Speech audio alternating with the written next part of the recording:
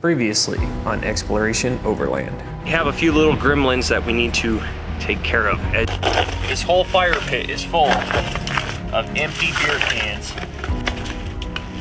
that somebody thought would be a bright idea to just try and burn them because they're incompetent, uneducated, and their IQ starts with a negative symbol and a decimal point. Again, we're probably roughly around that 500-mile mark. So far, every campsite, minus the first one when we got in to Idaho, the day we arrived, they have all been next to water. It has been awesome.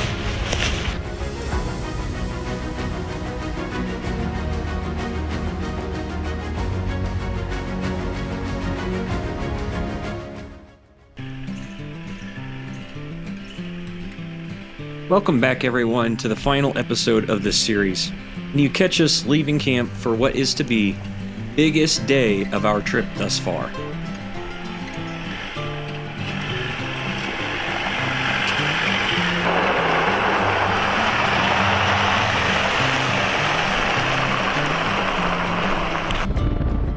And our plans for the day go a little something just like this. And our next destination is going to be find the bus, the mining bridge, and the Florence ghost town. Kind of in that order. And then we'll see what's along the way. There's not much else after the Florence ghost town. Probably some really scenic views, obviously, but nothing to like stop at and look at completely until we get to Elk City. So that is going to be the game plan. That's right, we have a ton of ground to cover today with a few hidden gems to discover along the way tucked up back in the forest. And as you guys can see off of this map, it isn't going to be just a smooth sailing journey. There is quite a bit of extra in there, but it is going to be a ton of fun.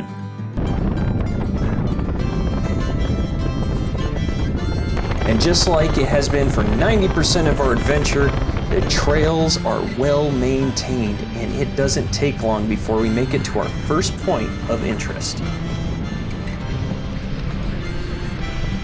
All right, guys, old bus.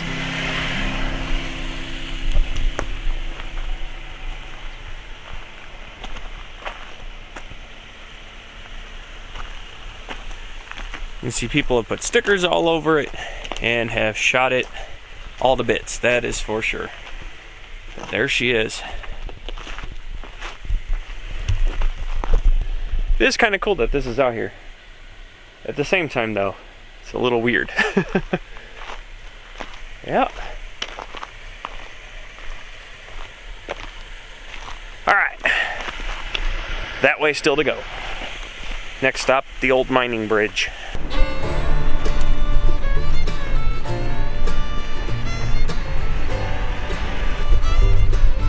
You can just see the switchbacks that we're going down. And it is really cool, actually. I didn't expect they would see it. And honestly, you can see our dust from the trail above us. It's just kind of following us down the mountain. And it keeps getting in front of us, so we're eating our own dust, literally.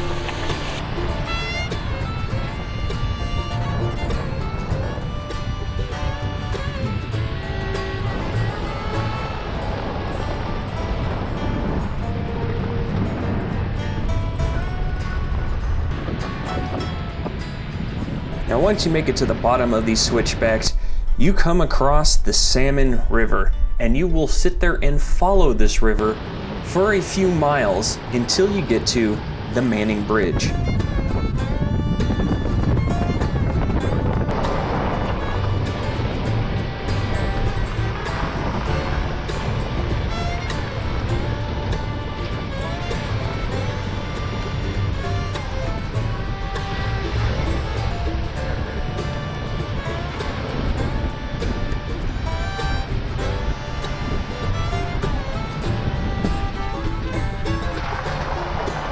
We just went over is the Manning Bridge.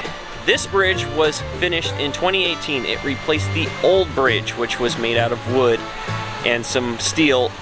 That one had been around since 1938. This new bridge is 16 feet wide and about 91 meters long.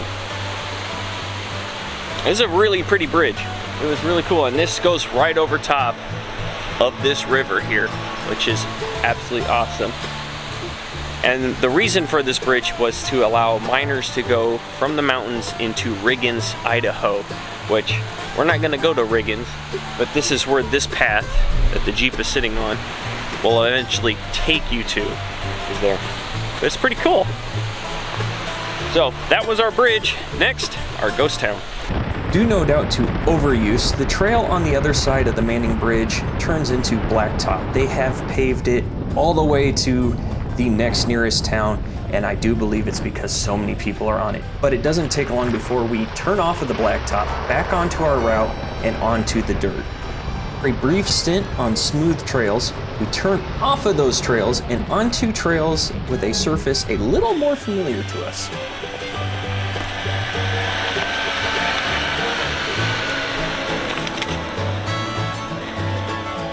Just like in the last episode, guys, the drone still isn't working, and so I am being creative with the GoPro.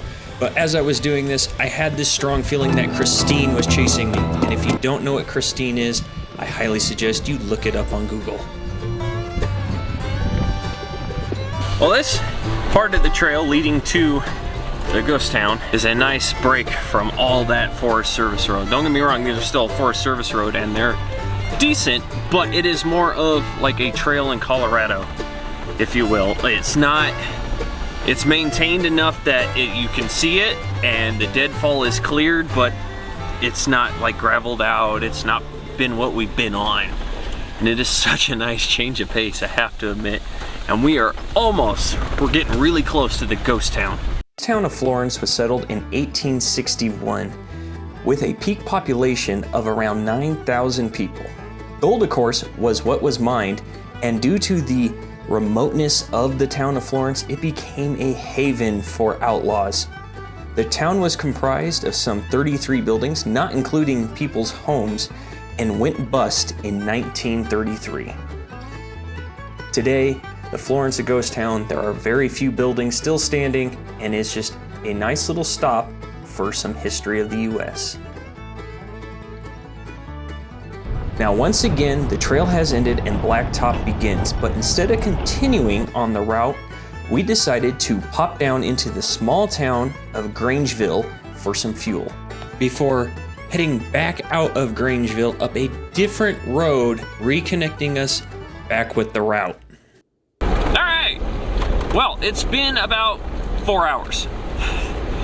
We were on pavement for about 4 hours of this journey. Some of it was our fault, other parts of it was the actual route itself. So when you got out of the forest, they have now made a nice forest road that takes you in. It's all blacktop. We were on that for about an hour and a half, and then we decided to go into this little town of, is it Hagerville? It was like Hagerville or something like that. Don't worry, the name will appear. To get gas, because it was going to be way cheaper than any kind of fuel near Elk City. And then we followed the road up back to the mountains, and it ended up being all pavement. Like, it was all blacktop. And now we are back on dirt at long last. There wasn't much excitement on the blacktop. Honestly, guys, you went past a bunch of houses that are either farmhouses, people's ranches, things like that. Some are kept nice, some not so much. But now we are back on the dirt, and it is nice to be back in the trees, because for a while you kind of descend out of the trees a bit and then we climb back. So it's nice to be back in it, and the temperatures are hot. It's quite warm. Grangerville. Oh, Grangerville was the town. But yeah, the temperatures, we are about 90 degrees here in the forest, which is better than when we were in Grangerville, because Grangerville, it was 100. So little wins, little victories, we'll take it. But let's keep driving on our route, guys, and see where this goes. Oh, by the way, we did take my bypass that I did create. So we weren't gonna go all the way out into Montana to come back. So we did take the bypass, so we have taken the route from being 1,200 plus miles down to about 850 miles, which is great because doing the bypass, we didn't miss any of the stuff that I have marked that I wanted to see, and we really didn't miss anything by taking that route. We just avoided going into Montana altogether, so we stayed in Idaho. And now, guys, let's see where the road takes us. With another 2 hours gone by, we came across the Dworshak Reservoir, and to cross the reservoir we had to go across the Grandad Bridge. Now I must say that this was the darkest water that we saw on our entire trip. It was very murky, you couldn't really see into it, and it just was the darkest of all the water. It was also the most used on the water. We saw a ton of boats as we crossed the bridge. Over the next 3 hours, we would climb and cross another mountain range, pass through the small town of Avery, and adventure down the tunnel road through the St. Joe River tunnels, which were a lot of fun, and there were a ton of them. But this would eventually pop us out at the small town of Wallace.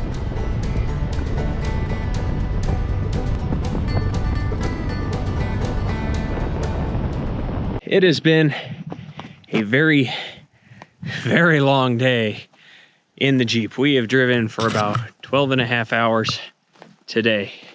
We went from Bergendorf and we are out past, what was that little town?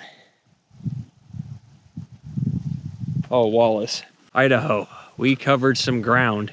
And the reason is we wanted to get to the point to where we can get out towards the Canadian border tomorrow. Like literally be at the Canadian border tomorrow. And no, she's not broke. We're just letting the engine cool off because she sucked up a lot of dust today, a lot of miles. She's just really hot. So we have another long-ish kind of day tomorrow, but not very. I'm hoping it only takes a few hours to get to the Canadian border. That's why we pushed today, guys. The stretch from Bergendorf all the way up to this point, there wasn't a whole lot to actually see. We got to see, several different streams, a couple rivers, mini bridges, lots of cool tunnels, but it was all things that you saw as you drove.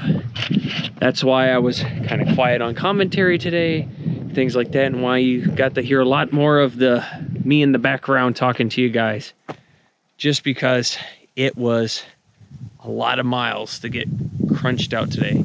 And like I said, we took my bypass, so we cut out about 300 miles of the route, which we're not that upset about, just because it's been a lot. And at the moment, the Jeep's oil leak seems to have kind of stopped for the most part. We did do a trail fix. We took some, a gasket maker, kind of put it over there to see if it would help. It seems to have helped, but we don't want to push our luck. And she's still got to get us back to Colorado. So that's where it is, guys. And camp is nothing gorgeous, literally. That is a main trail right there. And we're off to the side of it. And the trail up behind us is closed. The trail right there is closed. There's only one trail that goes down. Because I didn't do research for camping in this area right here in particular. I figured we would have stopped either sooner. But when we decided to press further, we kind of got into my no man's land of, I couldn't really tell where campsites were from Google Earth and from Gaia. It was kind of a shot in the dark. And as we got up here, I wasn't expecting different trails to actually be closed. So it was late, we're tired, I can't drive no more. Here's where we're staying. So I will see you all in the morning, bright and early, because we are starting bright and early, so we can make it to the Canadian border. Good morning, guys. As you can see, camp is packed up. The wind has been blowing very badly for the past 3 to 4 hours. And honestly, guys, it's not even 6 o'clock yet. That's how bad the wind has been. And it's been extremely warm. It's like 75 degrees right now, which is the warmest it's been the whole trip in this, at this time in the morning. So we packed up and we're ready to hit the road. So it's just gonna be an even earlier start time than normal. So without further ado, let's get on the trail, guys, because I'm a little tired of this wind up here.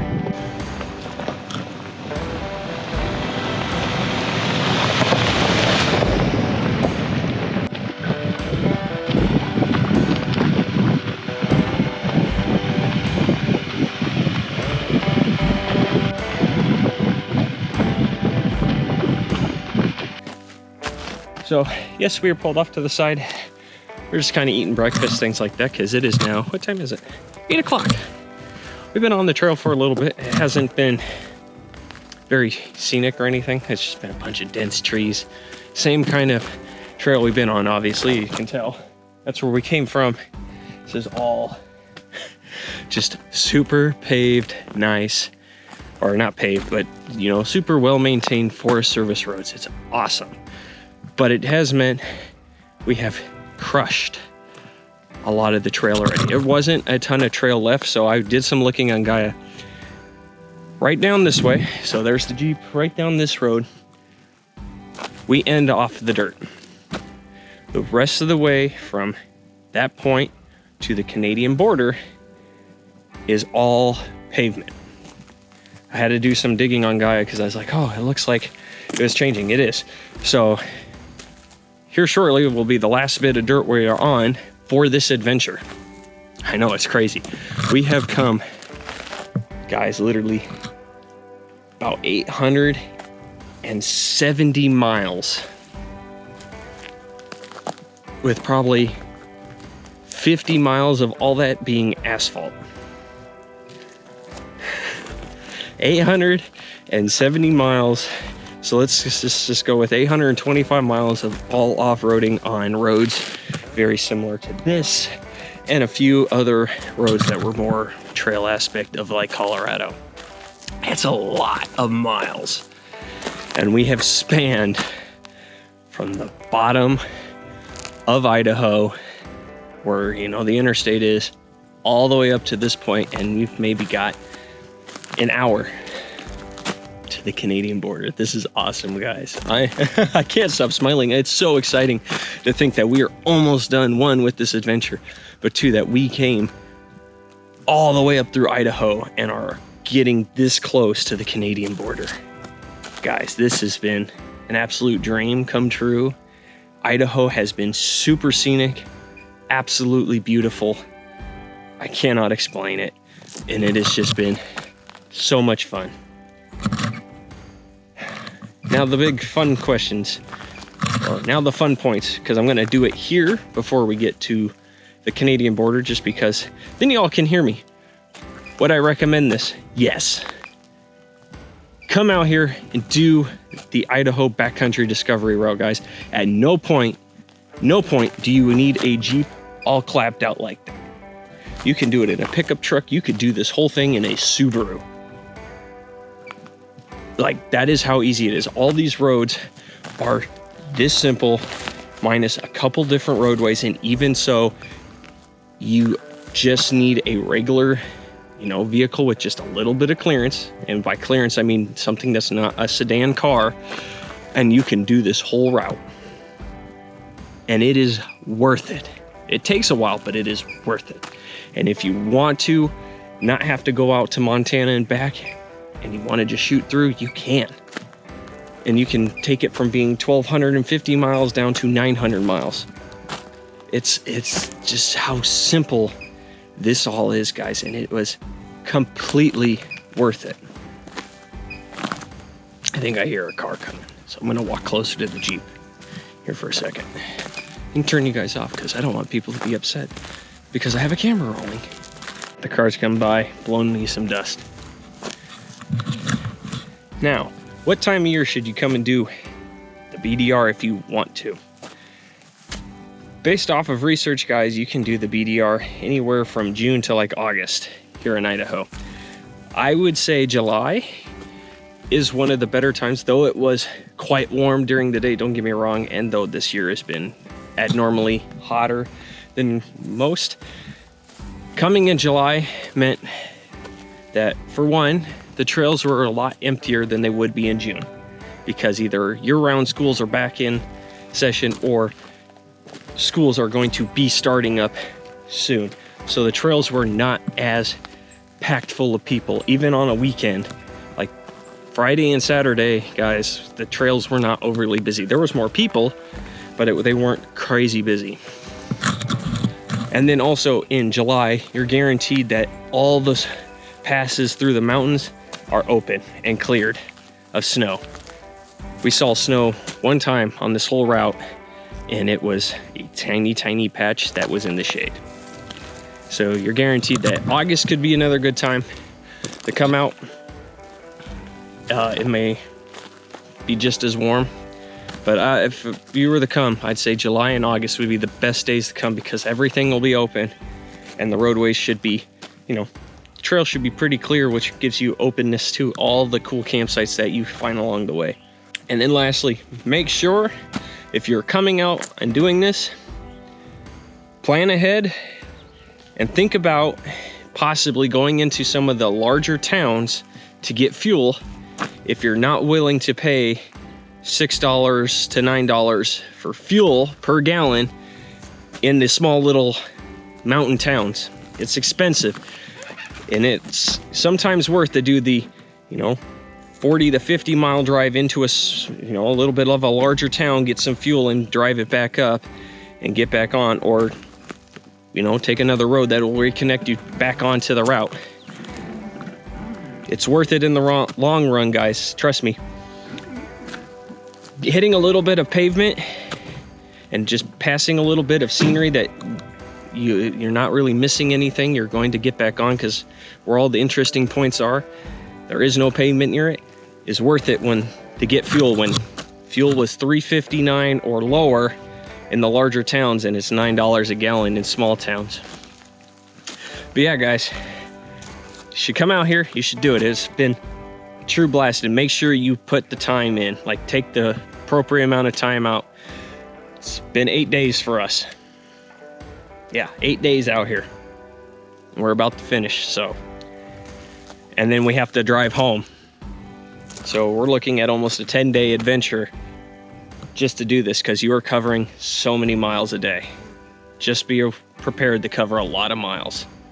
All right, guys, it is time to finish on the dirt and get to the Canadian border and get this adventure closed out in the book. So let's get going, guys.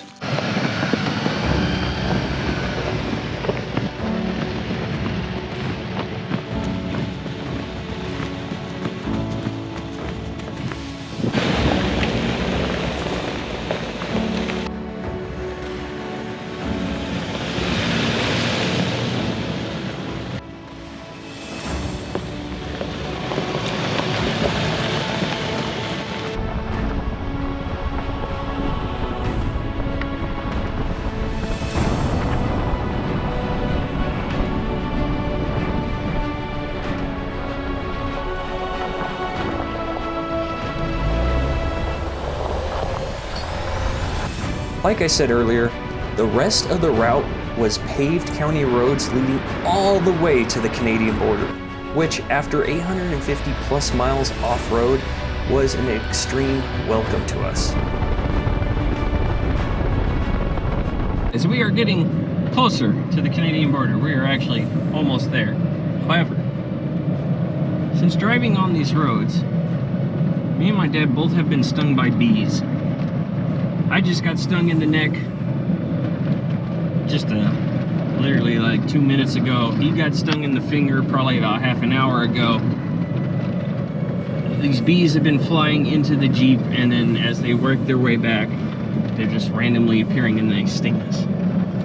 We're not allergic to bees, thank goodness, but damn does that hurt. The trip just could not let us end easily.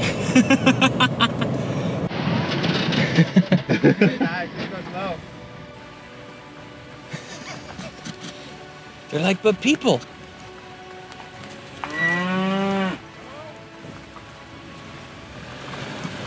After a brief cow encounter, the Canadian border was within sight. Okay, guys. So here in just a second, right behind me, hopefully you guys will see, otherwise you'll see in a second, is Canada. That is the border crossing to Canada. We have made it. This has been an absolutely awesome adventure.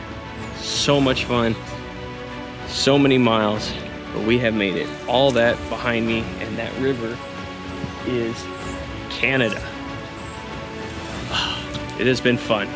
But now, guys, it is time to close out this video. Thank you all for joining me on this adventure of the Idaho BDR. If you haven't already, go ahead, hit that subscribe button, guys. It helps me out immensely.